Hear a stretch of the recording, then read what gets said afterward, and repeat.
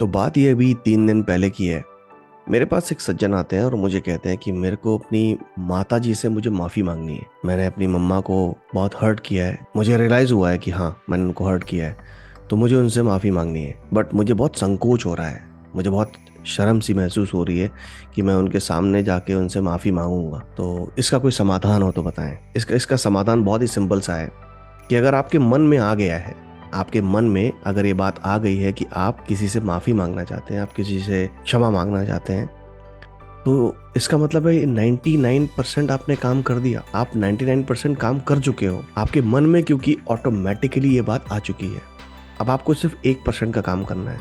तो मैंने उनको ये समझाया कि आप चुपचाप से सुबह सुबह जब भी आपको समय मिले तो आप मेडिटेशन में जाएं, आंखें बंद करें और कोशिश करें कि उनको अपने सामने बिठाएं और उनको अपने हाथों में हाथ डाल के पकड़ के ऐसे करके और उनसे उस वक्त अपने मन में पूरी दृढ़ता के साथ उनसे माफी मांगे, बिल्कुल वैसे ही जैसे कि आप उनके सामने मांगते हैं। बिल्कुल वैसे ही। अगर उस भाव में आपके आंखों से पानी निकलने लगे, आप रोने लगे, तो कोई बात नहीं, ये वो इमोशंस हैं जिन्हें बाहर निकलना बहुत जरूरी है। तो दूसरे दिन उन्होंने बैठ के बिल्कुल वैसे ही किया जैसे मैंने बताया, बिल्कुल वैसे ही किया। और आज सुबह आके वो मेरे सामने उन्होंने मुझे अपनी व्यथा बताई और उन्होंने कहा कि मैंने दूसरे दिन जो किया तो करने के बाद ऐसे मुझे मम्मी कॉल नहीं करती थी मेरी, बट उस दिन हमारी माता जी ने मुझे कॉल किया, मुझसे आधे से ज्यादा घंटे तक बात करी और मैं बड़ा प्रसन्न हुआ कि मन ही मन मैंने उनसे माफी मांग ली। तो बहुत सारे लोगों का सवाल होता है ये कि क्या ये पॉसिबल है, ऐसे कैसे पॉसिबल हो सकता है।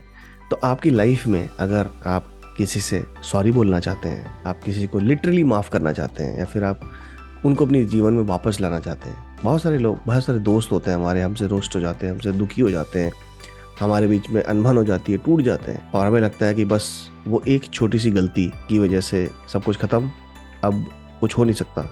तो ऐसा नहीं है। आप चाहें तो उनको आज भी अपनी जिंदगी में वापस ला सकते हैं। उसके पीछे की इंटेंशन बहुत सही होनी चाहिए, बहुत पवित्र होनी चाहिए। इंटेंशन अगर खराब होगी तो आपको उसका रिजल्ट भी खराब ही मिलेगा। तो कोशिश करिए, अगर आपकी जिंदगी में भी कोई भी प्रॉब्लम चल रही है तो आप उसे बिल्कुल सही कर सकते हैं। बस आपको उसकी पूरी रिस्पॉन्सिबिलिटी लेनी होगी, चाहे आपकी गलती हो और चाहे ना हो, दोनों सिचुएशन में। ठीक है, तो ये वो चीज थी जो मैं आपके साथ शेयर करना चाहता था।